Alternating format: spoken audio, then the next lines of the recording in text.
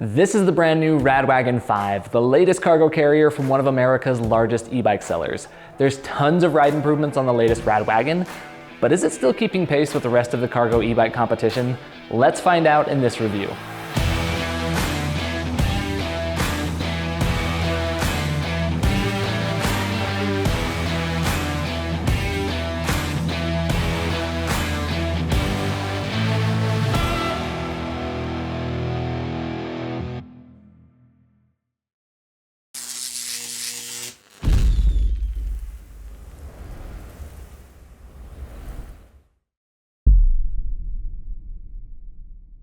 What's up, e-bike friends? Today we are talking about Rad's cargo bike, but we cover lots of other e-bike topics too.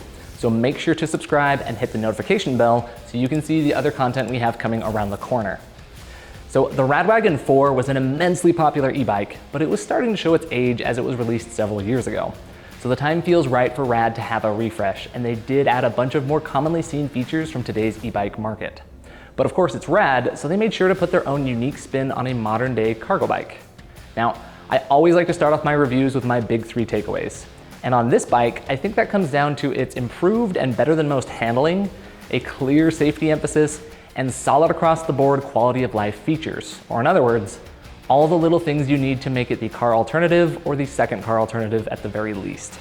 The RadWagon 5 now has 20 by 3.3 inch wide tires, and they've shortened the wheelbase by about 3 inches. The combo gives it a better center of gravity and a more agile handling feel. Well, agile as far as cargo bikes go anyway. They also have included a more BMX style handlebar, which I think helps the handling aspects a lot. Everything they've done makes it ride nicely with some cargo in the back or when hitting the class 3 speeds that this bike is capable of. Next, let's check out all of the safety features. The RadWagon 5 includes Tektro hydraulic disc brakes with 180mm rotors. It has better than most headlights and taillights, and turn signals in a spot that's not likely to be covered up by bags. And of course, it is UL certified. Now, all of that bodes well for safety, but Rad's latest e-bikes are also touting its new Safe Shield battery tech. Each battery cell is encased in resin, which is an extra safety measure that would help protect it against any shock damage or risk of thermal runaway. With e-bike battery safety and UL standards having become an industry focus over the last year or so, it's good to see they aren't just keeping up with safety standards, but further looking for ways to go a step beyond. And finally, despite some changes made in the frame to improve the handling, Rad didn't sacrifice any cargo function. You can still get 2 child seats on here or a combo of a child seat and a cushion. Not to mention a whole boatload of rack and bag combos and some other accessory options too. Combine all of those with their decision to use a torque sensor that gives you more motor power when it senses you're having to pedal harder, and it just feels like an enhanced ride experience. It is well set up for you to spend more time on the bike than in the car. So those were all the major things to me, but let's run down all the specs before we dive into the tests. On the RadWagon 5, you have a 750 watt rear hub motor capable of 90 Newton meters of torque. The battery is a 720 watt hour battery with Samsung cells and UL 2271 certification. Now, we talked about tires and brakes already, but you also get a RST guide suspension fork with 45mm of travel. The drivetrain is a Shimano Alta 7-speed with an 11 to 34 tooth range on the rear cassette, which is nicely protected by a dash guard, by the way, and it has a 50 tooth chainring up front. I admit I had my doubts this would get you by for class 3 speeds, but I think I was proven wrong, as you're gonna see in our speed test. The frame itself is aluminum and comes in 2 different colors, black like the one that you see here, or an aluminum blue. The total weight capacity is 375 pounds with up to 120 pounds on the rear rack. It has a fairly soft saddle with a handle on the back for more easily moving it about with its 86 pounds of weight. The cockpit includes the BMX style riser bar with a slight back sweep and ergonomic rubber grips. On the left side are the controls for your PAS levels and for the turn signals, and over here on the right you'll find the over-the-bar thumb shifter, half twist throttle, and the included bell. Now, this is perhaps my favorite Rad display to date, but it still has a little bit of room for improvement. It's a bright and large color display. It has a USB-C port for charging your phone, and the display itself shows your PAS levels, wattage readout, and an estimated miles remaining. Now, I advise people to change it to its percent remaining, as I found the mileage estimates to be a little bit off, but it was always quoting me on the low side and delivering more, and I'm not really mad about that. But I did find the percentage readout seemed to be a little bit more helpful. Finally, it comes with fenders, a rear wheel guard, and my personal cargo bike preference of a 2-leg kickstand. Overall, it's a pretty well-equipped package for its current pre-order price of $21.99. Now for current pricing, make sure to check out our links down below. Now let's find out how it did when we put the RadWagon through our standardized tests. With each bike that comes in for testing, we inspect the brakes by bringing the bike up to 20 miles per hour, pulling the brake levers, and measuring the distance it took to come to a full stop. Now we ran this multiple times for a clean average. Here on the RadWagon 5, we had a stopping distance of 18 feet and 7 inches. Now, this proved to be a really great score, meaning I was plenty happy with the performance of the Tektro hydraulic system that Rad chose to include. In a wider scope, cargo bikes often stop better than your average e-bike, but even for a cargo e-bike, this was good. It's our second best result yet as of this filming. While I did this official test without any weight, I think even when loaded up, the brakes did a good job. The tires are small enough diameter that either mitigating speed or full on hitting the brakes both feel pretty controlled by all accounts. Not much insight to give here, it's just a good score, and it's from a name that we've really come to trust with Tektro. On to the next one. The RadWagon 5 ships as a Class 2 e-bike, but it can be adjusted up to Class 3 speeds of 28 miles per hour. Now let's check out both of those out on our speed course. All right, so here is our speed test on the RadWagon 5. Starting things off without any motor power, going a little over 8 miles per hour. It is a heavier 85 or 86 pound e-bike. You can kind of feel that. Going in fourth gear, let's see what happens when we kick the motor power on. So here in the first pedal assist level, I mean, you can hear that motor hum to life. You get a little bit of help, makes things a little bit lighter, easier to push forward ahead. Showing climbing up to about 11 on my phone's display. The main display only works in solid increments, which is why I busted this one out, see if we can get a little bit more dialed in reading. But yeah, it kind of climbs nice and steadily. Between 11 and 12, let's go to PAS2. Kind of see that wattage readout saying, you know, I'm getting a little bit more watts, getting a little more help, and sure enough, it's easier, able to move to fifth gear. Got steady improvement. Seems like the wattage starts to dial back as I approach about 14, getting close to 15 miles per hour. Let's go ahead and move one more time into pedal assist 3. Same thing here, it's giving me even more watts, allowing for higher speeds. Climbing up to 16, between 16 and 17 miles per hour. Let's go to pedal assist 4. Yeah, it's definitely making the job and the work a lot easier. So move through the pedal assist levels. And then, I mean, we're approaching 19.9 up to 20 miles per hour. Move it to pedal assist 5. Going a little bit faster, but it's not letting me exceed that class 2 limit, so 20 miles per hour there as well. Overall, pretty good result. Let's switch it over to class 3 settings and see how it does there. All right, so this is now in class 3 settings. I've got it back in pedal assist 1, going around 11, 12 miles per hour, about 11.5 according to my phone. Move that up into pedal assist 2. In fourth gear right now, you can feel it's a lot, lighter. You can see the wattage giving me over 300 there for a moment. Move through the gearing, get more of a bite in the pedals. About 15.9, pedal assist 2. Pedal assist 3 now. I mean, I'm seeing that wattage peak between 5 and 600, giving me more speed. Moving to the 6th gear. Yeah, easily getting up to about 20 miles per hour, 19.8. Move to pedal assist 4. I mean, that's full 750 watts right there. Let's go into the 7th and final gear. I'm actually pretty surprised by how the gearing range is working nicely. Able to pedal along at 23.5, 24 miles per hour. And then let's move it into pedal assist 5. As we approach those class 3 limits, about up to 26 and above miles per hour. Just about 27 miles per hour. So overall, pretty good speed results. Let's do a throttle test, then head back to the studio and talk a little bit more about it. All right, so this is the throttle test for the RadWagon 5. On your mark, get set, go. Got pretty decent kick off the line, quickly gathering speed. 15, 16, 17, 18.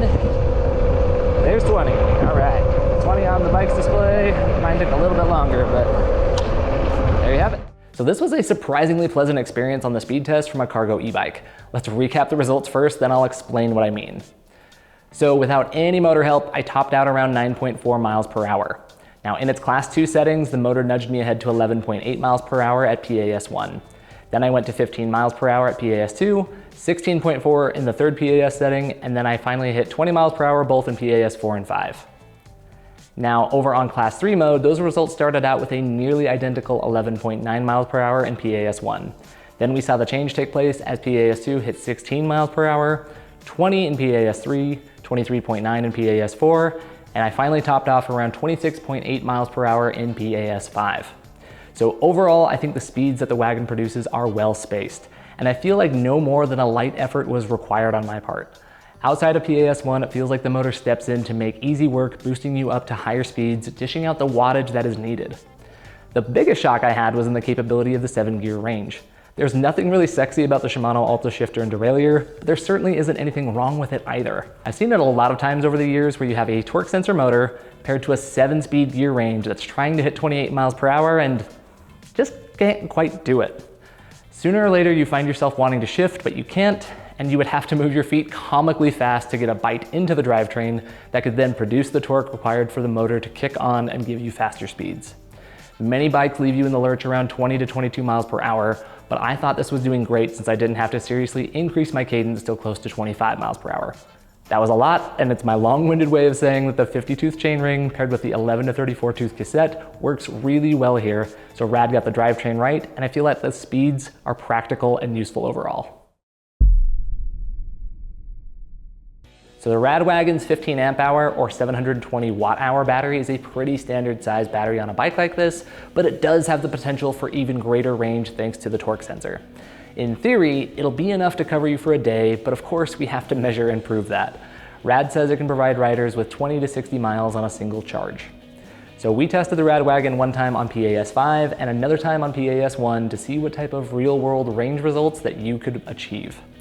Overall, it was a pretty good showing. We were able to go 26.8 miles on our max power test while holding a 17.9 mile per hour average. When we juiced it back up and went out again, we were able to hit 48.25 miles in our minimum power test with an average speed of around 10.5 miles per hour. So I think the 27-mile result is the shining star of this test.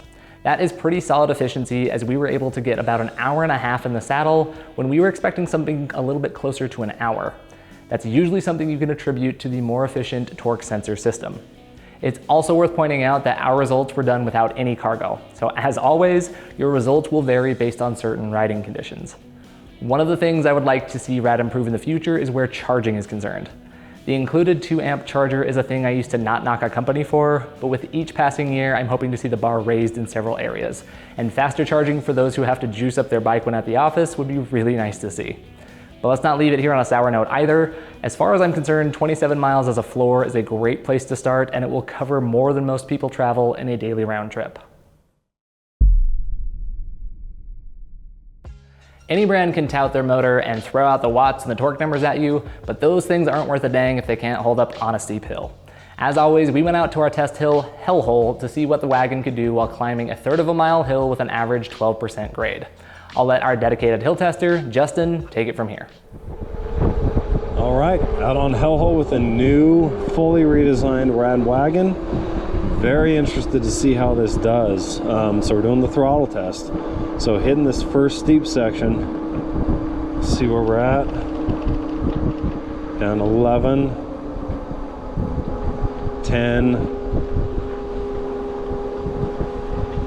Holding steady right at 10 miles per hour there. Down to 9. Yeah, so held really solid and steady through that section. You know, it's obviously a little heavier given that it's the Wagon. Motor sounds really, really quiet.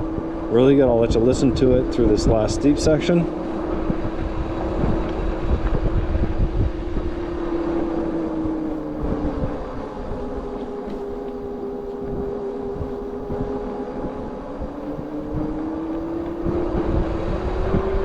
So yeah, motor noise picks up a little bit, but it's definitely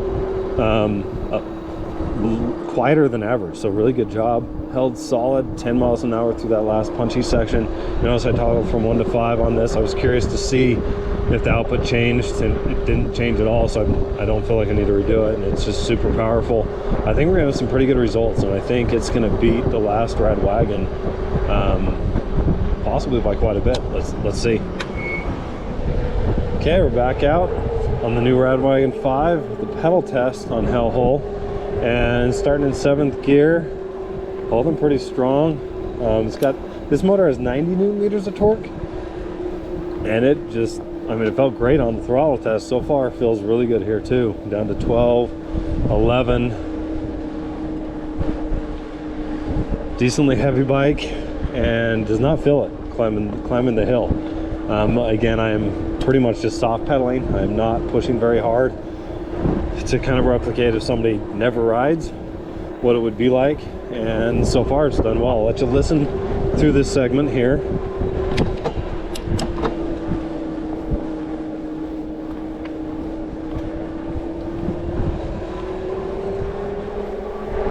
Yeah, got down to 11. Motor stayed nice and quiet. Shifted down to 5th gear was all. In fact, I even shifted up to 7th before and then down to 5. And I mean, shifting was really solid. So overall impressions, very impressed with this motor, with just how it feels going up hills. And let's check the tape and see how it did. All right, so final score saw a time of 1 minute and 26 seconds with a 12.6 mile/hour average on our throttle only ride.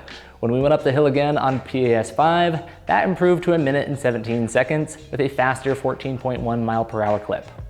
So as of right now, when you take all of our hill test results and combine them, you get a median result of 1 minute 33 on the throttle and 1 minute 23 on the pedal. Now that places the RadWagon in the upper half of performers, but considering the extra weight of the bike, I think that's actually pretty impressive. Now I am more than happy with a middle of the pack hill test result from a cargo bike. Why? Well, the center of gravity can change every time you ride it depending on what it is that you're hauling. I place more of an emphasis on control here than on blazing speeds. The RadWagon 5 has all the muscle it needs to climb up whatever hill is in front of it, but it keeps the control factor high with the responsiveness of the motor. So the bottom line, it's a great hill test result on Hellhole and in all of our general riding as well. Accessories enhance most any e-bike experience, but they're practically a necessity on a cargo bike. If you're running a lot of errands or grocery trips, Rad has a lot of compatible accessories. The hard shell panniers and this top box here we have are great since they are weather resistant and can be locked up. There's even a small platform inside this top box for layered storage. Even if you have to leave your gear inside of the boxes when you're running inside somewhere, you can get the optional wheel lock or chain that'll keep your bike exactly where you left it. Rad has some other accessories for carrying too, like roll top bags or basket bags that are just a little bit lighter and more portable when you take it off the rack. Rad has also talked up how parents heavily influence the handling of this bike to be more kid-friendly.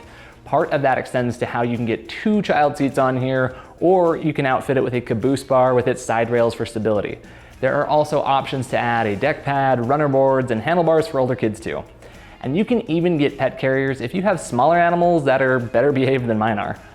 There are a lot of ways to deck out the RadWagon, so take a look through all of their accessories if you want to get the most out of a cargo bike.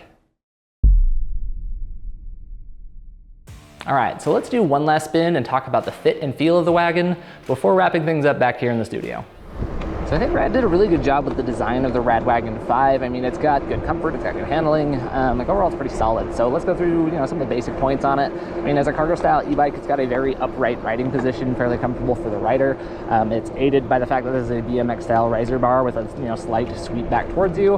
I think the reach is only like 14 inches and you can tilt this forward or backward to kind of dial it in for your needs. But largely the height accommodation is done by the seat post. It is a 2-level seat post, 11 inches total of adjustment, I believe. Rad said that the wagon should be able to fit riders from 4'11" up to 6'3". I think with that 20 or 21 inch standover height, I think that is going to fit most folks in that range. Now let's talk a little bit more about the handling. So that's thanks in large part to the tires. It's a 20 by 3.3 inch wide tire. This kind of tire. It's really nice. It's got a low center of gravity, helps you, balance things out on a cargo bike, especially if you start stacking stuff up on that rear rack, make it a little bit taller. Changing the center of gravity, just having that low starting point is nice. It's also nice because the RadWagon 4 had a 22 inch tire, which was not the most common tire size. So, tubes were a little bit hard to find replacements for. It's not the type of thing that you could reliably expect to find in like a local Walmart or something like close by. So a more standard 20 inch diameter cargo tire is nice here, but I also really like the tread pattern on it. I mean, it's fairly smooth, it rolls well. It's the type of thing, you know, you can coast just fine. But there is like enough of a tread pattern here, you know, enough with like grooves between. It's, you know, giving me like really good grip in different situations. I was riding it through some rain yesterday and it was actually holding up rather nicely. Yeah, so far so good. And that 3.3 inches of width, just a little bit, you know, wider, makes it, again, adds to the overall balance. Now, you also get a suspension fork here. That's new for the RadWagon as well. This is the RST guide. It's got 45 millimeters of travel. It's a very practical amount for a cargo bike. It's the type of thing where, you know, it just softens up the ride a little bit overall, but it's also not so short that you're gonna bottom out and just taking like a corner at speed or anything like that. It's got a decent amount of stiffness, and it's not overly large. It's not floppy or bouncy or anything like that. So I think it's very practical for a cargo bike. And of course, if you prefer, you know, a stiffer ride, you can lock that out. And then let's finish with the motor engagement. So here on the Wagon with that torque sensor, it's usually when we talk about torque sensors, talking about natural ride feel, just a little bit more responsive. All of those are true, but in terms of the natural ride feel, I mean, it's not like trying to simulate as though, you know, you're out there and you're pushing hard, like not like the same thing when we talk mountain bikes or commuters necessarily. It's very responsive for a cargo bike. It's a very sensitive torque sensor, so if you push harder, it detects it pretty quickly and dishes out more power in turn. I mean, I'm just in PAS2 here. I mean, you can kind of see 108 watts. A soft pedal bumps me up to 200. And then if I really want more, I mean, as soon as I start pushing harder, it jumps me up to 300.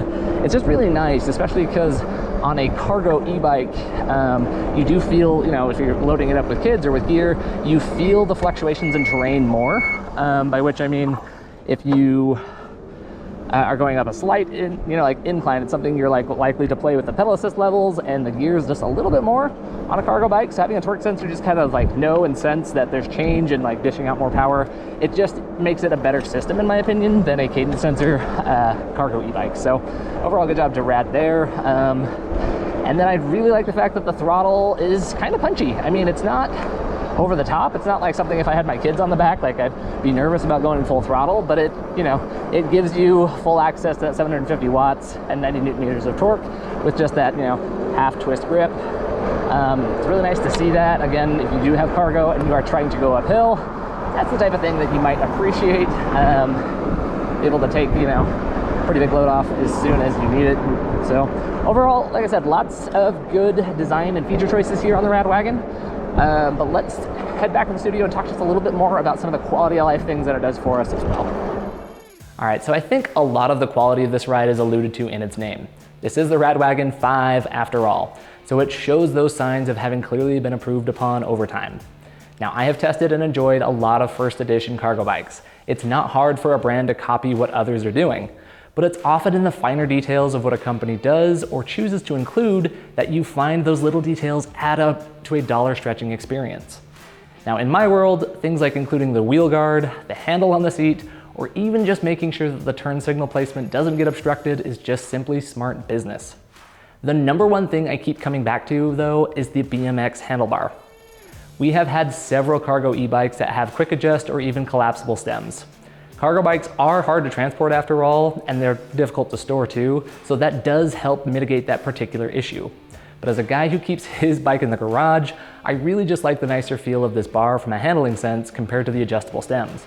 It feels rock solid and easy to navigate the roads with. Rad could look to make the look a little bit cleaner down the line with better cable management or something like that, but really overall this looks and feels about as good as any of the similarly priced cargo bikes that I have tested. So to start this review, I asked the question, is the new RadWagon 5 keeping pace with the rest of the cargo e-bike competition? The more definitive answer is yes, while still finding a few ways to stand out. Now, several choices from the frame design, the tires, the handlebar, and more provided a great handling experience. The suspension fork and telescoping seat post make for a nice comfort and a solid fit too. The motor has all the speed and power a cargo e-bike requires with a better sense of control overall thanks to the torque sensor. Not to mention its solid battery life and added peace of mind with extra safety steps from the Safe Shield tech.